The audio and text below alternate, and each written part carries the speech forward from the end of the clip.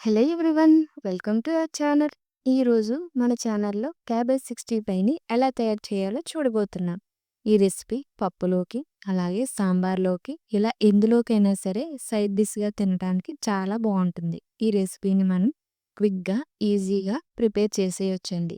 Cabbage ఇష్టపడిన వాళ్ళకి ఒకసారి ఇలా చేసి పెట్టండి, మళ్ళీ మళ్ళీ కావాలని అడుగుతారు. అంత బాగుంటుంది. సో మరి లేట్ చేయకుండా ఫంక్షన్ స్టైల్లో ఈ క్యాబేజ్ 65ని ఇంట్లో ఎలా ప్రిపేర్ చేయాలో చూసేద్దాం రండి. క్యాబేజ్ 65కి కావలసిన పదార్థాలు: క్యాబేజీ తురుము 3 కప్పులు, శనగపిండి 1 కప్పు, కార్న్ఫ్లోర్ 1/2 కప్పు, బియ్యపిండి 3 టేబుల్ స్పూన్స్, పసుపు 1/2 టీ స్పూన్, కారం 2 టీ స్పూన్స్, ధనియాల పొడి 1 టీ స్పూన్, అల్లం వెల్లుల్లి paste 1 teaspoon, red food colour చిటికెడు, జీడిపప్పు 2 టేబుల్ స్పూన్స్, కరివేపాకు కొద్దిగా, పచ్చిమిర్చి 5, సాల్ట్ టేస్ట్కి సరిపడినంత, ఆయిల్ డీప్ ఫ్రైకి సరిపడినంత. ముందుగా ఒక మిక్సింగ్ బౌల్ తీసుకొని అందులో క్యాబేజీ తురుముని యాడ్ చేసుకోండి. క్యాబేజీ తురుము యాడ్ చేసుకున్న తర్వాత శనగపిండిని యాడ్ చేసుకోండి. తర్వాత కార్న్ఫ్లోర్ని వేసుకోండి. ఆ తర్వాత బియ్యపిండిని యాడ్ చేసుకోండి. ఈ బియ్యపిండి యాడ్ చేయటం వల్ల చక్కగా క్రిస్పీగా వస్తుంది. తర్వాత టేస్ట్కి సరిపడా సాల్ట్ని యాడ్ చేసుకోండి. అలాగే పసుపును కూడా యాడ్ చేయండి. ఆ తర్వాత కారం యాడ్ చేసుకోండి. అలాగే ధనియాల పొడిని కూడా యాడ్ చేయండి. మీకు కావాలంటే గరం మసాలాను కూడా యాడ్ చేసుకోవచ్చు. అలాగే అల్లం వెల్లుల్లి పేస్ట్ని కూడా యాడ్ చేసి వీటన్నింటినీ యాడ్ చేసిన తర్వాత మంచి కలర్ కోసం చిటికెడు ఫుడ్ కలర్ని యాడ్ చేసుకోండి. ఇది పూర్తిగా ఆప్షనల్ మాత్రమే. ఇది వేయటం వలన టేస్ట్లో ఎలాంటి తేడా ఉండదు. నేను జస్ట్ కలర్ కోసం యాడ్ చేశాను. ఇందులో ఇప్పుడు జీడిపప్పును, అలాగే పచ్చిమిర్చిని, కరివేపాకును కూడా యాడ్ చేసుకోండి.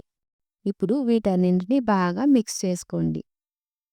మనం ప్రెస్ చేస్తూ కలపటం వలన క్యాబేజీ నుంచి వాటర్ రిలీజ్ అవుతుంది. ఒకవేళ పిండి గట్టిగా ఉన్నట్లయితే కొద్ది కొద్దిగా వాటర్ని వేసి కలుపుకోండి. అదే పిండి పలుచుగా అయినట్లయితే కొంచెం శనగపిండిని యాడ్ చేసుకోండి, సరిపోతుంది. పిండిని లూజ్గా మాత్రం అస్సలు కలపొద్దు. పిండి లూజ్గా ఉంటే ఆయిల్ బాగా పీల్చేస్తాయని గుర్తుపెట్టుకోండి. ఇలా పకోడీ పిండిలా కలుపుకొని పక్కన పెట్టుకోండి. ఇప్పుడు స్టవ్ ఆన్ చేసి ఒక కడాయి పెట్టి డీప్ ఫ్రైకి సరిపడా ఆయిల్ వేసుకోండి. ఆయిల్ అనేది బాగా హీట్ అయిన తర్వాత నూనెలో పకోడీలుగా వేసుకోండి. వీటిని వెంటనే కదపకుండా ఒక 2 నిమిషాలు అలాగే వేగనివ్వాలి. ఆ తర్వాత గరిటెతో అన్ని వైపులు కలుపుతూ ఫ్రై అయ్యే విధంగా ఫ్రై చేసుకోవాలి.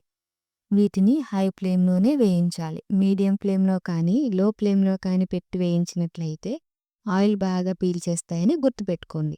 ఇలాగా హై ఫ్లేమ్లో ఫ్రై చేసుకుంటే మనకి క్రిస్పీగా చక్కగా వస్తాయి. అప్పుడు టేస్ట్ అనేది చాలా బాగుంటుంది. అయితే ఆయిల్ నుండి తీసిన వెంటనే ఇవి కొంచెం మెత్తగా ఉంటాయి.